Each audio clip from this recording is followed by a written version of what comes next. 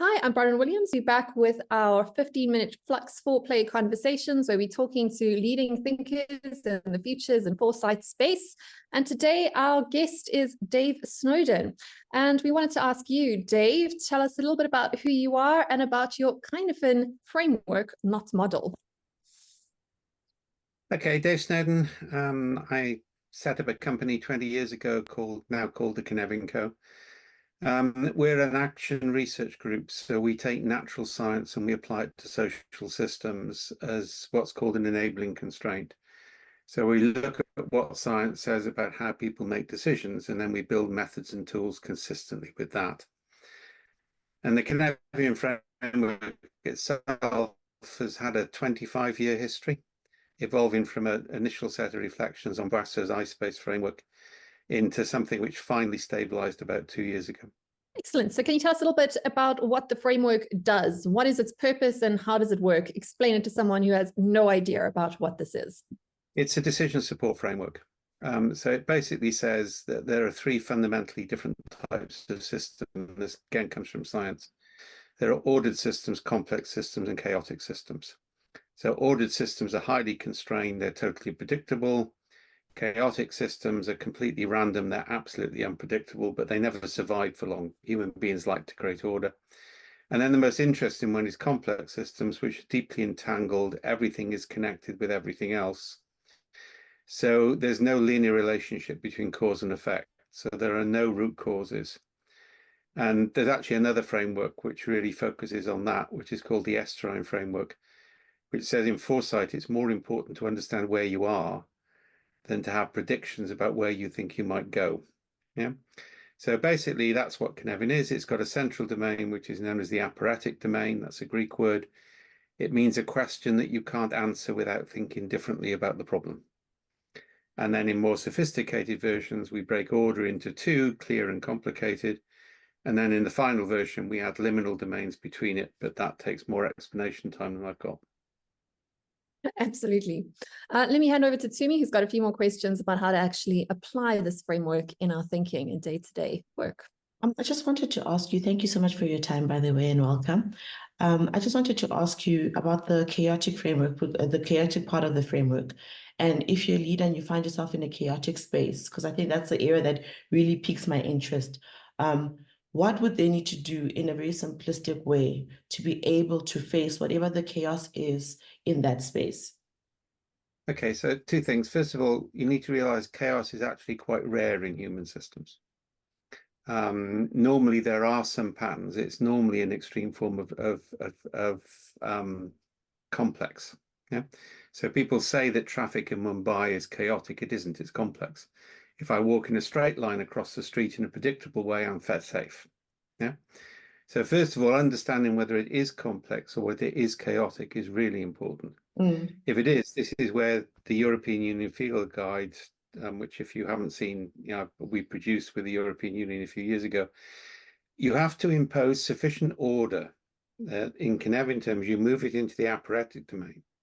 It's called the aphoretic turn. So enough order that you got some space to maneuver and decide what's ordered, what's complex, where you don't know what the hypotheses are, and then operate accordingly.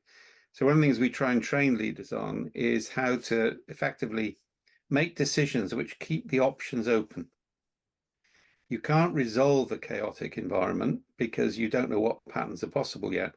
So your role as a leader is to create sufficient order that people have options to discover solutions, not to find the solution yourself. Okay. So how would they do it then? Because this is very fascinating. I like this. So you say there's no chaos. It's more of a response to a complex environment, basically. And you'd have to find a way to establish some semblance of order in that environment. So how would they go about doing that?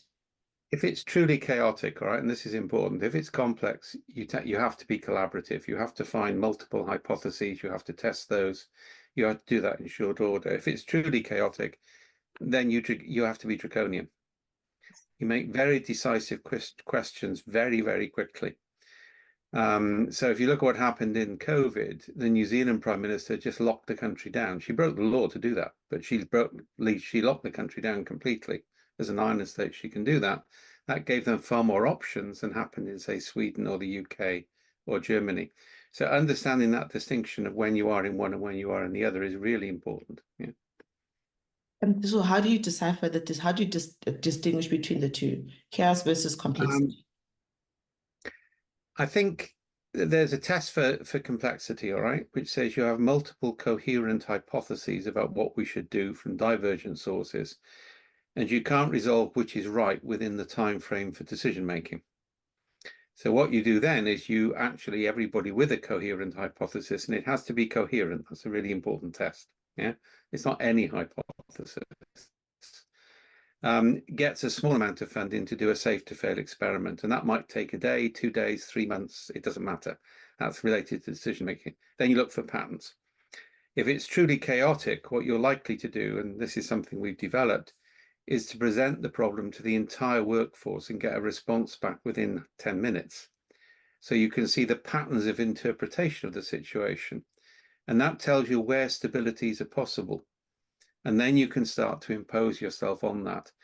The most risky strategy is to try and do all the decision yourself with that sort of analysis.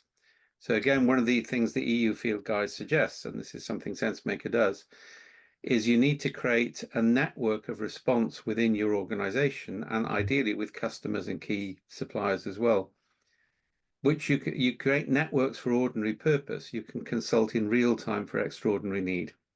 You can't just set things up when the crisis happens. You have to do that in advance. So again, that ability to map the space in real time and see the emergent possibilities.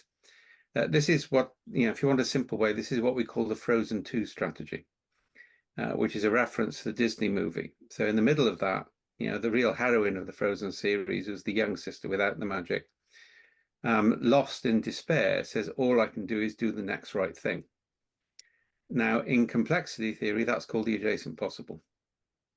And you won't know what the adjacent possibles are unless you can get feedback from the system as a whole, which is why you set that up in advance. If you try and impose order, you've probably moved to an adjacent impossible, or what's called a counterfactual in physics. You're trying to move into a space where actually isn't sustainable, and you'll make things worse rather than better. I like the point that you mentioned about how you need to actually set up like a network to assist you, right, in this decision-making process. How would you go about, how do you select the important elements of this network or individuals? Or is it you use everybody? So you just bring everybody into the mix? Yeah, so what we did, the first time we ever did this with the US Army in Afghanistan, so we replaced patrol reports with continuous narrative capture from company commanders in the field. Now, that meant we got better data in real time, but also it removed a burden from people. So we're not doing it with organizations. And it's interesting, if you've got compliance issues, one of the things that AI is good at is producing compliance reports, because they're generally meaningless documents anyway.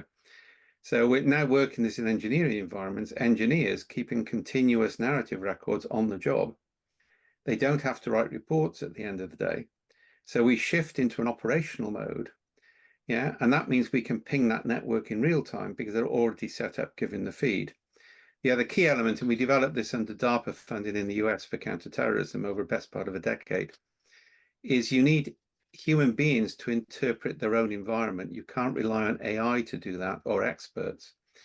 So we developed what's called high abstraction metadata, which is very fast, highly graphical ways in which you can indicate meaning in what you're saying without knowing what the right answer is. That also has a benefit, by the way, that you'll spot projects going wrong early. I mean, no project manager worth their salt reports something is wrong until they've tried to do everything to solve it. We can find through those micro reports. Yeah. And we're doing the same, by the way, for example, on misogyny and racism. You want micro reports, of actual weak signal detection. So you can see patterns of abuse rather than waiting for actual abuse to have to be investigated.